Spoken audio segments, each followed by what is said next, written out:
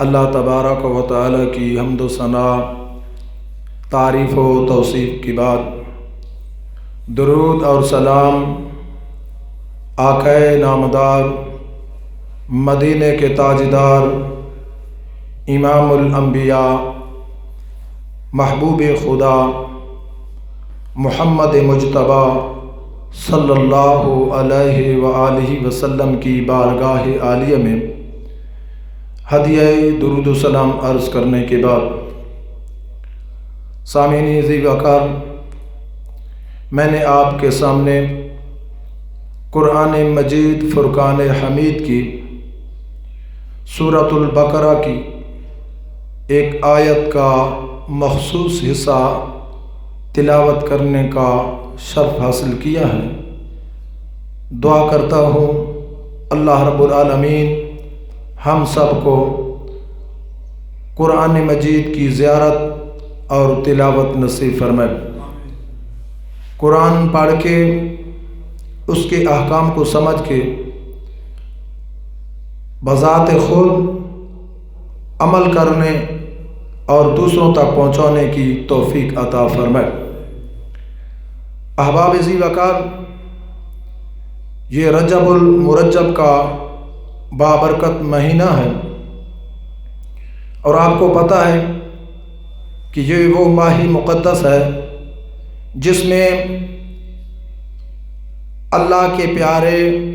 محبوب صلی اللہ علیہ وآلہ وسلم کے پیارے صحابی اور داماد حضرت علی المرتضیٰ شیر خدا رضی اللہ تعالی عنہ کی ولادت باسعادت ہوئی۔ تو آج کے اس جمعۃ المبارک کے اس عظیم موقع پر آپ کی عظمت اور آپ کے جو اہم فیصلے ہیں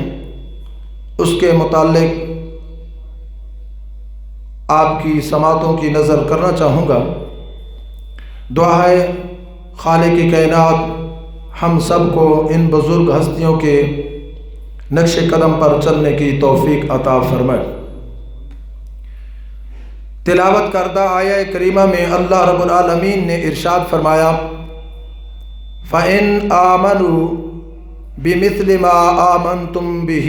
فَقَدِ اهْتَدَوْا، فرمایا اگر وہ ایمان لائیں جس طرح کہ تم ایمان لائے، فَقَدِ اهْتَدَوْا، تو بے شک تحقیق وہ ہدایت پائیں گے۔ اب اس آیہ کریمہ میں اللہ رب العالمین نے ہمارے لیے صحابہ کرام رضوان اللہ تعالی علیہم اجمعین کے ایمان کو معیار، کسوٹی اور میزان قرار دیا ہے کہ اگر دنیا والوں ایمان لانا چاہتے ہو، اللہ کی وحدانیت کا اقرار کر کے حضور علیہ الصلوۃ والسلام کی نبوت و رسالت کو تسلیم کر کے ایمان کا دعویٰ کرتے ہو، اور آپ چاہتے ہو کہ ہم چیک کریں کہ ہمارا ایمان اللہ کی بارگاہ میں قبول ہے یا مردود، تو اللہ رب العالمین نے حضور کے جو پیارے صحابہ جان نثار، جنہوں نے حضور علیہ الصلوۃ والسلام کا زمانہ اقدس پایا، حضور علیہ الصلوۃ والسلام کی مقدس سانسوں کو محسوس کیا، حضور علیہ الصلوۃ والسلام کے چہرے انور کی زیارت کی اور صحابیت کا شرف حاصل کیا ہے، تو اللہ تبارک و تعالی نے ان کے ایمان کو ہمارے لیے معیار قرار دیا کہ اگر تم اپنا ایمان چیک کرنا چاہتے ہو تو ایمان ایسے لاؤ جیسے میرے محبوب کے یار ابو بکر صدیق لائے۔ ایمان لانا چاہتے ہو تو ایمان ایسے لاؤ جیسے صداقت عدالت کے بادشاہ حضرت عمر فاروق ایمان لائے۔ ایمان لانا چاہتے ہو تو ایمان اس انداز میں لاؤ جس طرح حیا کے پیکر عثمان غنی ایمان لائے، اور ایمان لانا چاہتے ہو تو ایسے لاؤ جیسے حضور کے 1,24,000 صحابہ اکرام لائے۔ چونکہ الحمدللہ ثم الحمدللہ ہم اہل سنت و جماعت ہیں، اور ہمیں اس جماعت پہ بڑا فخر ہے، بڑا ناز ہے، کیونکہ آج دنیا میں مختلف قسم کے نظریات رکھنے والے موجود ہیں، مختلف قسم کے عقائد کے حامل لوگ اس دنیا میں بستے ہیں۔ اگرچہ ان کے عقائد و نظریات قرآن کی تعلیمات اور احادیث نبوی کی روشنی میں بالکل غلط ہیں، لیکن وہ اپنے نظریات کو صحیح ثابت کرنے کی کوشش کرتے ہیں اور دعویٰ کرتے ہیں کہ ہم اہل حق ہیں، ہم راہ راست والے ہیں،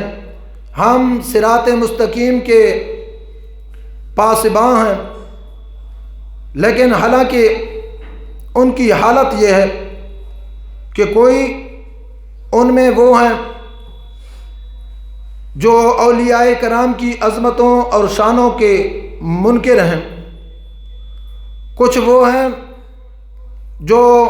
خلفائے راشدین کی عظمتوں اور رفعتوں کو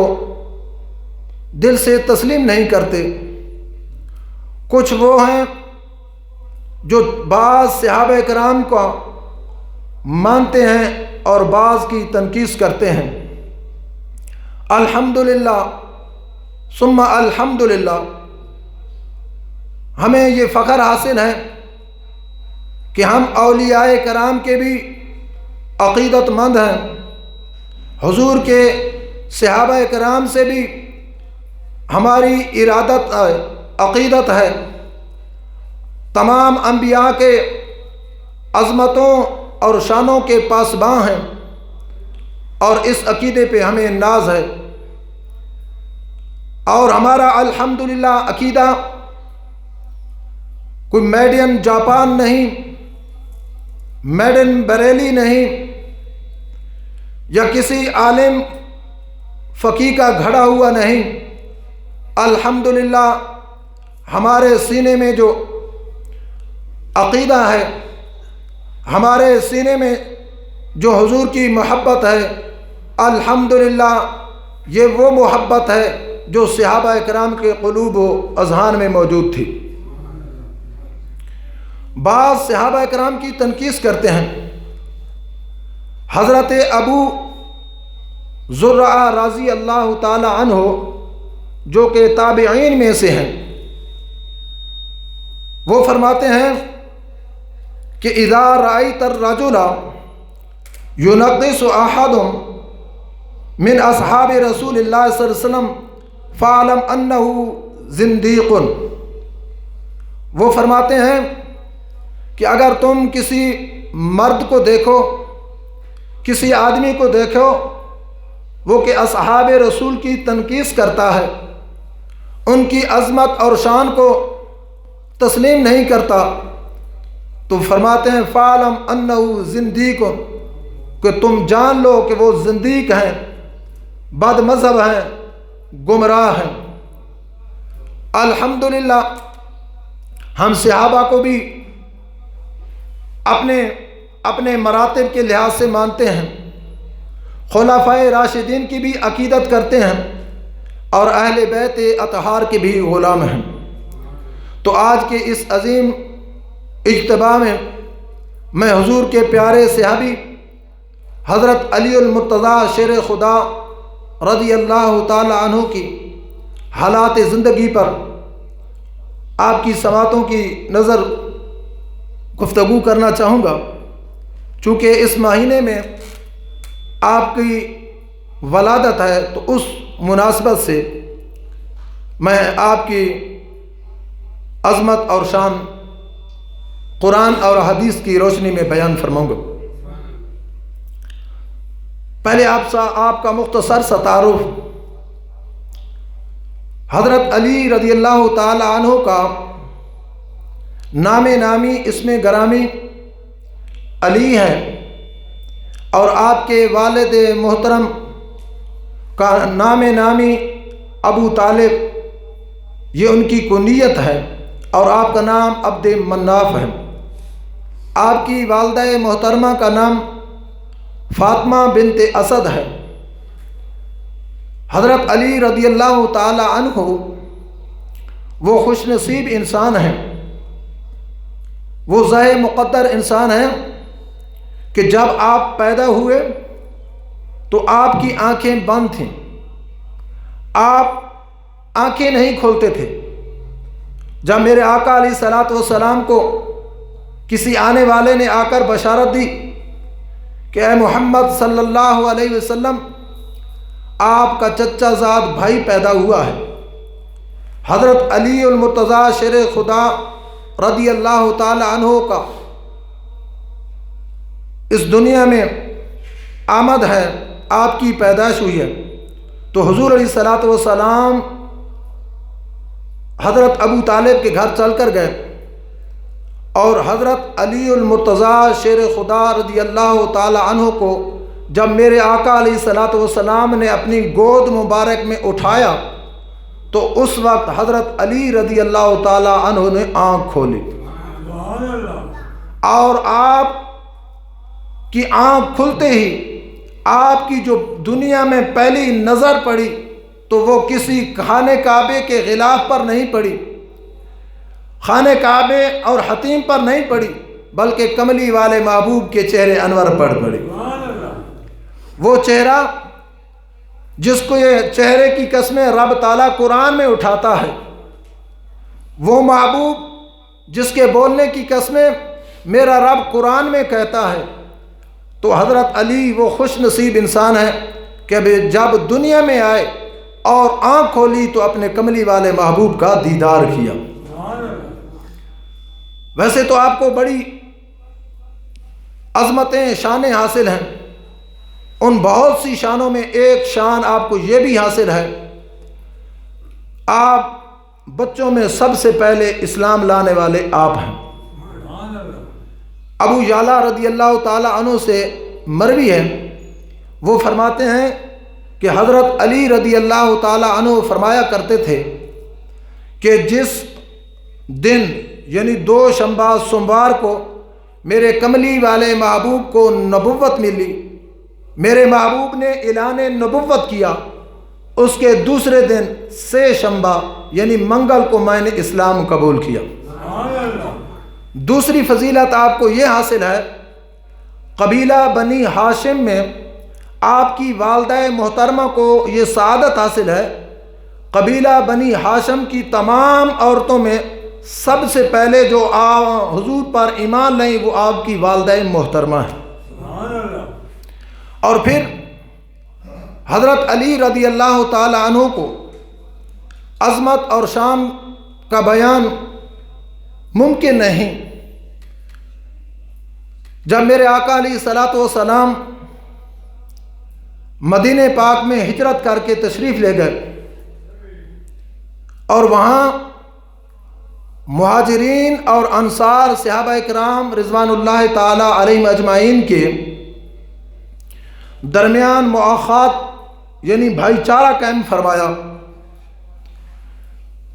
انصار اور مہاجرین صحابہ کرام کو ایک دوسرے کا بھائی بھائی بنا دیا۔ جب تمام کا بھائی چارہ قائم ہو گیا، برادری قائم ہو گئی، حضرت علی المرتضیٰ شیر خدا تنہا رہ گئے۔ آپ حضور علیہ الصلوۃ والسلام کے پاس آئے اور رونے لگے، رو کر عرض کی یا رسول اللہ صلی اللہ علیہ وسلم، آپ نے تمام صحابہ کرام میں اخوت و برادری کا بھائی چارے کا رشتہ قائم کر دیا ہے، لیکن میں اکیلا رہ گیا ہوں، میں تنہا رہ گیا ہوں، میرا تو کوئی بھائی نہیں ہے۔ تو میرے آقا علیہ الصلوۃ والسلام نے مسکرا کر فرمایا، اے علی تو پریشان نہ ہو، تو غمزدہ نہ ہو، انت اخی فی الدنیا والآخرہ بلکہ اے علی تجھے مبارک ہو، تو دنیا میں بھی میرا بھائی ہے اور آخرت میں بھی میرا بھائی ہوگا۔ یعنی حضرت علی رضی اللہ تعالیٰ عنہ کو یہ فضیلت شان حاصل ہے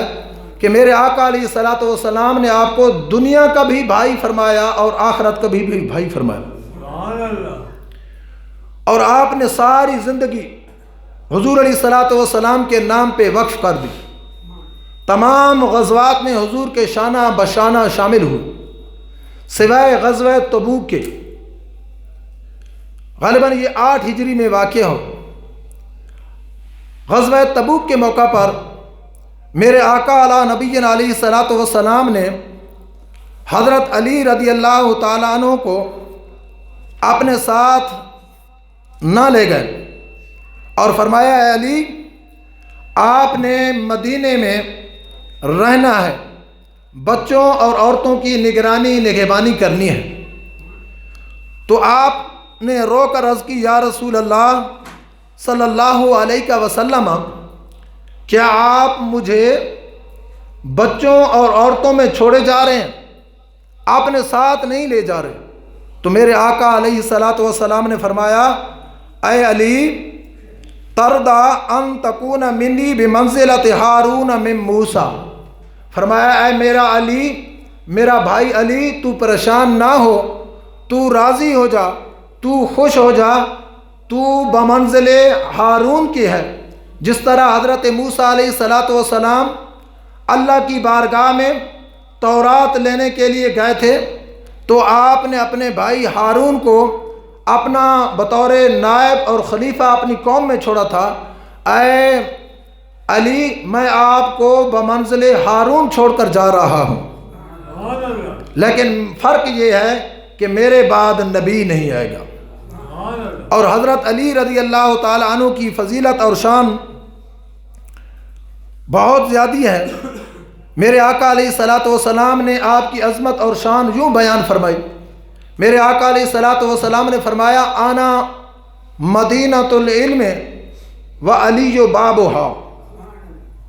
فرمایا لوگو میری عظمت، میری شان، میری فضیلت میری اپنے زبانی سنو، میرے بھائی علی کی بھی شان فضیلت میری زبانی سنو۔ میرے آقا علیہ الصلوۃ والسلام نے فرمایا لوگو میں علم کا شہر ہوں اور اس علم کے شہر کا دروازہ میرا بھائی علی ہے۔ اب آپ خود اندازہ کریں کہ جس کو میرے آقا علی نبینا علیہ الصلوۃ والسلام علم کا دروازہ کہیں، اس کی عظمت اور شان کا مقام کون اندازہ کر سکتا ہے؟ حضرت علی المرتضیٰ شیر خدا رضی اللہ تعالی عنہ فرماتے ہیں کہ جب میرے آقا علیہ الصلوۃ والسلام نے مجھے یمن کی طرف قاضی بنا کر بھیجنا چاہا، چیف جسٹس بنا کر یمن کی طرف روانہ کرنا چاہا، تو آپ فرماتے ہیں میں نے آقا علیہ الصلوۃ والسلام کی بارگاہ میں عرض کی کہ یا رسول اللہ صلی اللہ علیہ وسلم، میں نا تجربہ کار نوجوان ہوں، مجھے فیصلہ کرنے کا تجربہ نہیں ہے، اور آپ مجھے اتنے بڑے عہدے پر فیض کر رہے ہیں کہ مجھے چیف جسٹس بنا رہے ہیں، قاضی القضاء کے عہدے پر فیض فرما رہے ہیں، لیکن میرا اس معاملے میں کوئی تجربہ نہیں ہے۔ تو حضرت علی المرتضیٰ شیر خدا رضی اللہ تعالی عنہ فرماتے ہیں کہ میرے آقا علیہ الصلوۃ والسلام نے میرے سینے پہ ہاتھ مارا اور اللہ کی بارگاہ میں عرض کی یا باری تعالیٰ میرے بھائی علی کے سینے کو روشن اور منور کر دے اور ان کی زبان میں تاثیر پیدا فرما دے۔ پھر حضور علیہ الصلوۃ والسلام نے یہ دعا دے کر آپ کو یمن کی طرف قاضی بنا کر بھیجا۔ پھر علی المرتضیٰ شیر خدا رضی اللہ تعالی عنہ فرماتے ہیں کہ حضور علیہ الصلوۃ والسلام کی اس دعا کا اثر یہ رہا کہ میری خلافت کے زمانے میں جتنا بھی مشکل فیصلہ آتا، جتنا بھی مشکل اور کھٹن دشوار مقدمہ آتا، مجھے کبھی فیصلہ کرنے میں کوئی تردد اور مشکل پیش نہ آئے، بلکہ حضرت عمر فاروق رضی اللہ تعالی عنہ روایات میں موجود ہے کہ حضرت عمر فاروق رضی اللہ تعالی عنہ اپنے زمانہ خلافت میں دعا کرتے تھے، باری تعالیٰ حضرت علی رضی اللہ تعالی عنہ کی موجودگی میں کوئی ایسا معاملہ، کوئی ایسا فیصلہ درپیش نہ کرنا جس کا فیصلہ کرنے میں میرے علی کو بھی مشکل پیش ہو۔ یعنی حضرت علی رضی اللہ تعالی عنہ کا علمی مقام اتنا بلند تھا کہ حضرت عمر فاروق رضی اللہ تعالی عنہ جیسے عظیم و شان جلیل القدر بھی آپ کی عظمتوں اور شانوں کو تسلیم کرتے ہیں۔ پھر حضرت علی رضی اللہ تعالی عنہ نے اپنے زمانہ خلافت میں جو مقدمے اور جو فیصلے نپٹائے ان میں سے چیدہ آپ کی سماعتوں کی نظر کرنا چاہتا ہوں کہ آپ نے کتنے مشکل فیصلے، کتنے مشکل مقدمے حل کیے۔ آپ مقدمے کو اس فہم و فراست کے ساتھ علمی نقطہ نظر سے اس طرح حل فرما دیتے تھے کہ آپ کی محفل میں بیٹھنے والے حیران رہ جاتے تھے، جس کو وہ مشکل سمجھتے تھے کہ شاید حضرت علی رضی اللہ تعالی عنہ اس مقدمے کا فیصلہ نہ کر پائیں گے، لیکن حضرت علی رضی اللہ تعالی عنہ جب فیصلہ فرما دیتے دونوں فریقین اس بات پہ مجبور ہو جاتے کہ آپ کے فیصلے کو رد نہ کر سکتے۔ مثلا روایات میں آتا ہے کہ 3 شخص آپ کی بارگاہ میں آئے اور انہوں نے عرض کی، یا حضرت آپ ہمارے درمیان فیصلہ فرما دیں۔ اور ان کے پاس 17 اونٹوں تھے، 17 اونٹوں کی ایک قطار تھی۔ وہ 17 اونٹ لے کر حضرت علی مرتضیٰ شیر خدا رضی اللہ تعالی عنہ کی بارگاہ میں حاضر ہوئے اور عرض کی کہ یا حضرت آپ ہمارا یہ فیصلہ فرما دیں، لیکن اس کے لیے شرط یہ ہے کہ ان اونٹوں کو کاٹا بھی نہ جائے، یعنی ذبح بھی نہ کیا جائے، اور ہم تینوں میں سے کسی سے اس کا معاوضہ یعنی پیسے بھی نہ دلائے جائے، اور اس کو ہمارے تینوں کے درمیان برابر اس انداز میں تقسیم کریں کہ ہر ایک کو اپنا اپنا حصہ بھی مل جائے۔ حضرت علی رضی اللہ تعالی عنہ نے پوچھا کہ آپ مجھے بتاؤ تمہارا مقدمہ کیا ہے؟ تو وہ کہنے لگے کہ ہمارے پاس 17 اونٹ ہیں، ہم 3 آدمی ہیں، ان تینوں میں سے ہمارا ایک جو حصے دار ہے وہ آدھے کا حصے دار ہے، یعنی 17 میں آدھے کا حصے دار ہے، اور دوسرا تیسرے حصے کا حصے دار ہے، اور جو تیسرا ہے وہ 9ویں حصے کا مالک ہے۔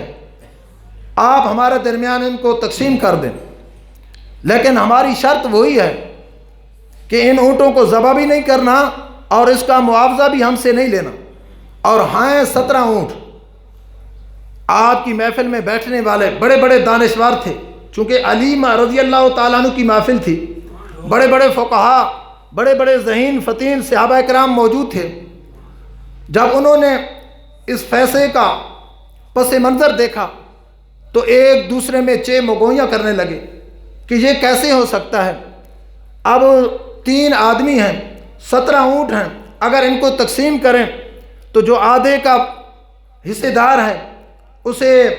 پورے 9 نہیں آئیں گے بلکہ 9 سے کام آئیں گے، لہٰذا ایک اونٹ کو ذبح کرنا پڑے گا۔ پھر جو تیسرے حصے کا مالک ہے اسے پورے 6 نہیں آ سکتے تو اس کو بھی ذبح کرنا پڑے گا، اور جو 9ویں حصے کا ہے وہ اس کا بھی پورے 2 نہیں بنتے، 3 نہیں بنتے۔ تو یہ کس طرح ہو سکتا ہے کہ اونٹوں کو بھی ذبح نہ کیا جائے اور پیسے بھی نہ لیے جائیں اور یہ اونٹ بھی برابر تقسیم ہو جائیں؟ تو حضرت علی رضی اللہ تعالی عنہ نے جو ان کے درمیان فیصلہ کیا ہے وہ آپ سماعت فرمائیں توجہ کے ساتھ۔ آپ نے فیصلہ کس طرح کیا؟ آپ نے کہا کہ اپنے اونٹوں کو لائن میں کھڑا کر دو، انہوں نے اپنی اونٹوں کی لین قطار بنا دی۔ آپ نے اپنے غلام کو حکم دیا کہ وہاں سے ہمارا ایک اونٹ لا کر اس لین میں کھڑا کر دو۔ اب توجہ فرمائیں، حضرت علی نے فیصلہ کس طرح کیا۔ آپ کا غلام گیا اور آپ کے اونٹوں کی قطار سے ایک اونٹ لے کر ان 3 آدمیوں کے اونٹوں کی قطار میں کھڑا کر دیا۔ ان کے پاس تھے 17 اونٹ اور یہ ایک حضرت علی نے اپنا ملا کر 18 کر دیے۔ اب آپ ان تینوں کی طرف متوجہ ہوئے، فرمایا آپ میں سے کون ہے جو ان میں سے آدھے کا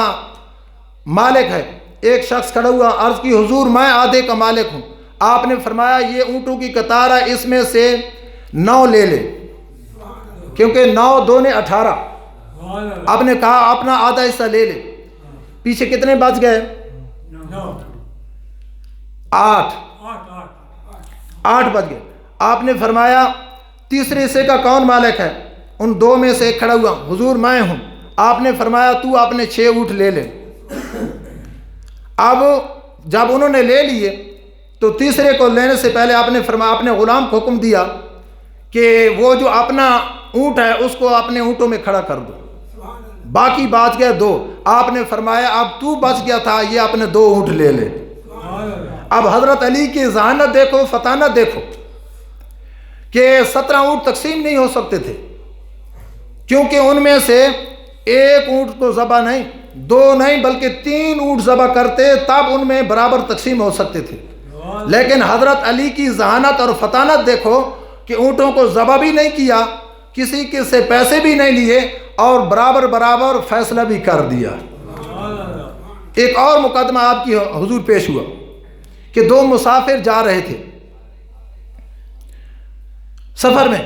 ان کے پاس کھانا تھا 5، ایک کے پاس 5 روٹیاں اور ایک کے پاس 3 روٹیاں تھیں۔ وہ ایک جگہ پہ اشتراک کیا، ٹھہرے اور کھانا کھانے بیٹھ گئے، اور ان کے پاس جو کھانا تھا، روٹیاں تھیں، وہ انہوں نے ایک دسترخوان پہ جمع کر دی۔ جب وہ کھانا کھانے لگے تو ایک تیسرا شخص آیا، اس نے آ کر سلام کیا ان کو، تو انہوں نے بھی اس کو اپنے کھانے میں شامل کر لیا۔ اب جب کھانا کھانے لگے، وہ کھانا مکمل کھا کر تینوں آدمی نے پیٹ بھر کر کھا لیا۔ اب جو تیسرا آدمی آیا تھا، جب وہ جانے لگا تو وہ پہلے والے جو 2 مسافر تھے جن کے پاس روٹیاں تھیں، ان کو 8 درہم دیے اور کہا کہ میں نے آپ کا جو کھانا کھایا ہے، آپ کے ساتھ مل کر کھانا کھایا ہے، یہ اس کا عوض ہے، یہ تم آپس میں برابر برابر تقسیم کر لینا۔ اب وہ 8 درہم دے کر چلا گیا۔ اب جو 2 مسافر تھے ان میں جھگڑا ہو گیا، تنازع ہو گیا۔ جھگڑا اس بات پہ کہ ایک کہتا تھا کہ میری 5 روٹیاں تھیں اور آپ کی 3 روٹیاں تھیں، اور وہ دینے والے نے 8 درہم دیے ہیں، تو اس میں سے 5 میرے بنتے ہیں اور 3 آپ کے بنتے ہیں۔ لیکن جو 3 روٹیاں والا تھا وہ کہتا تھا نہیں، اس طرح نہیں ہے، ہم کھانا کھا رہے تھے، مل کر کھانا کھایا ہے، اور اس نے ہمارے ساتھ مل کر کھانا کھایا ہے، اور اس نے جو پیسے دیے ہیں اس نے 8 درہم دیے ہیں، تو اس میں سے میرے 3 نہیں، میرے 4 یعنی آدھا بنتا ہے۔ 8 درہم ہیں تو 4 آپ کے 4 میرے ہیں، لیکن وہ اس پہ متفق نہ ہوئے، چونکہ 5 روٹیوں والا کہتا تھا میری 5 روٹیاں تھیں لہذا میں 5 درہم لوں گا، اور تیری 3 روٹیاں تھیں تو 3 درہم لے گا، تو وہ اس پہ متفق نہ ہو سکے۔ آخر کار انہوں نے فیصلہ کیا کہ چلو اپنا یہ فیصلہ امیر المومنین علی المرتضیٰ شیر خزاعہ سے کراتے ہیں۔ اب دیکھیں حضرت علی رضی اللہ تعالی عنہ کی بارگاہ میں جب وہ پہنچے اور انہوں نے اپنی صورتحال بیان کی، تو حضرت علی رضی اللہ تعالی عنہ نے وہ جو 3 روٹیوں والا تھا اس سے فرمایا کہ آپ کے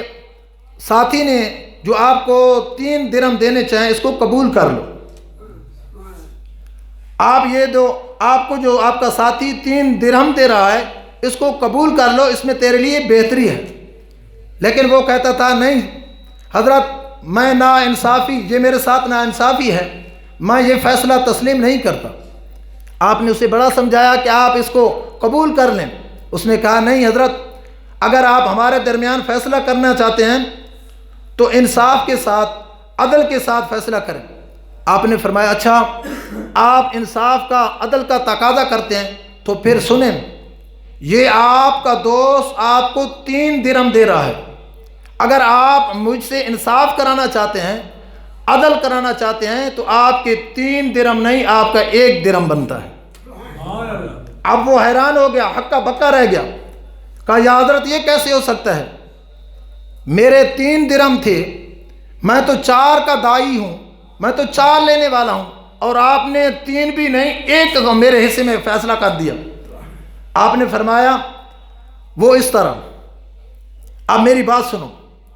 آپ نے فرمایا یہ 8 روٹیاں ہیں اور آپ 3 آدمی ہیں،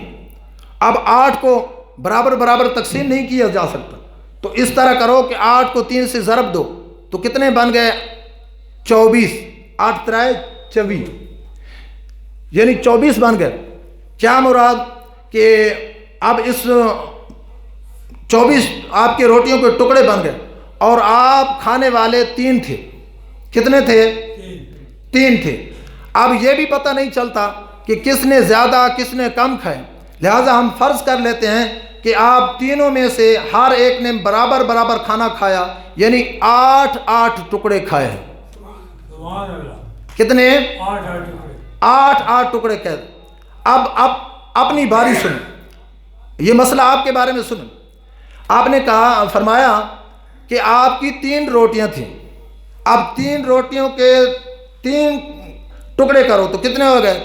3 3 9، یعنی آپ کی 3 روٹیوں کے 9 ٹکڑے ہوئے، اور اس کے پاس تھیں 5 روٹیاں، جب ان کے 3 ٹکڑے کیے تو 5 3 15، یعنی اس کے 15 ٹکڑے اور تیرے 9 ٹکڑے ہوئے، کتنے؟ 9، اور آپ نے اس 9 میں سے 8 کھائے ہیں اور 1 باقی بچا ہے،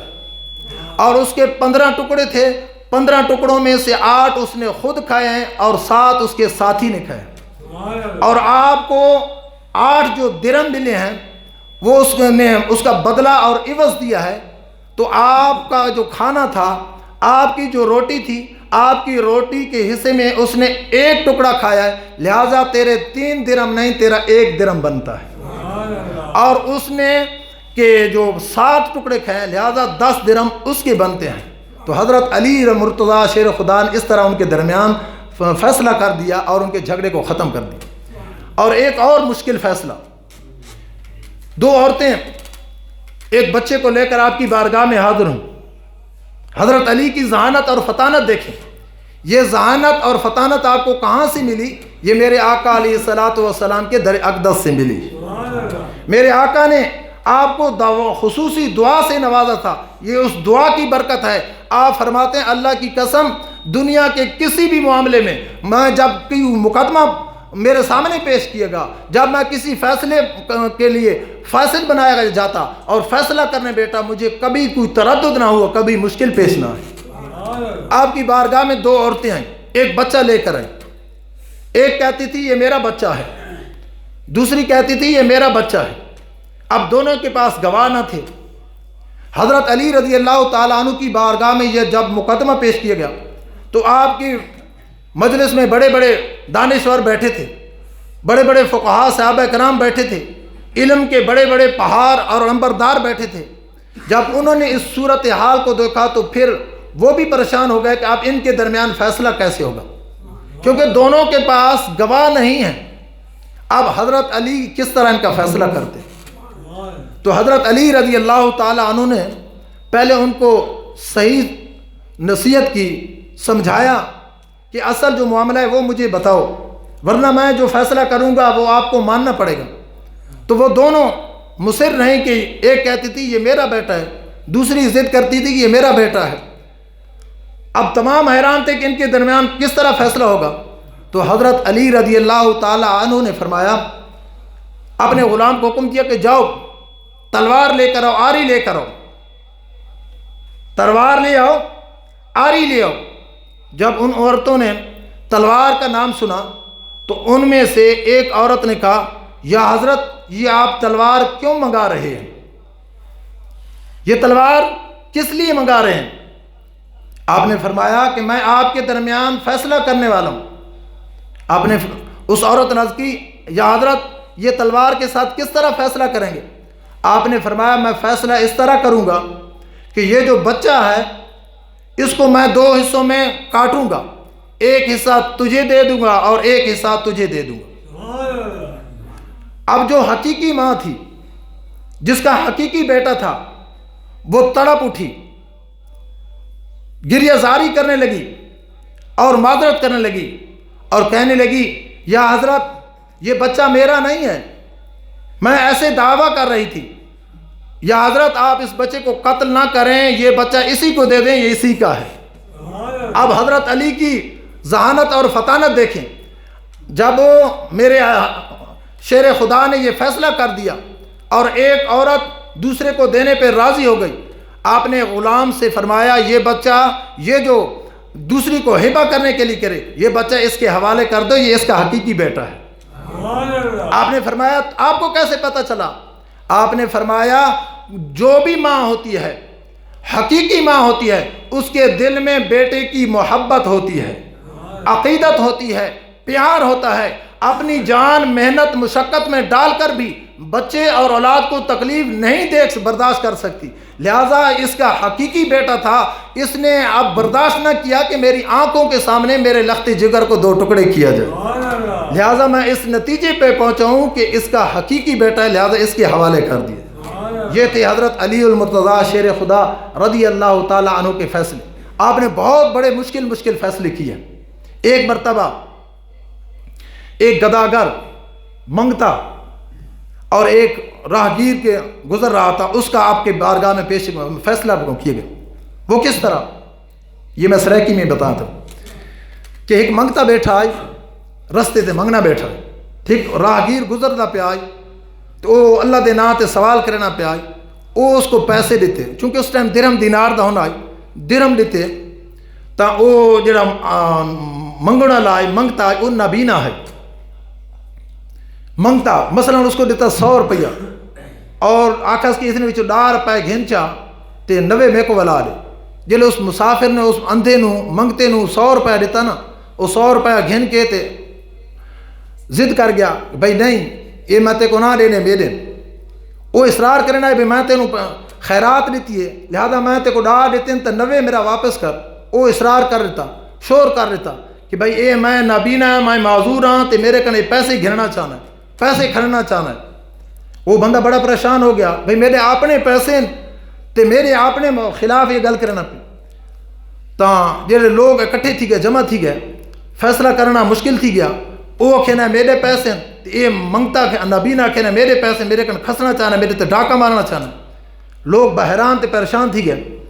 لہذا انہوں نے انہیں کیتا انہوں نے دعان ناپ کے حضرت علی شیر خدا دی بارگاہ اندر لے گئے۔ آپ نے دعان دا جڑا معاملہ سنا،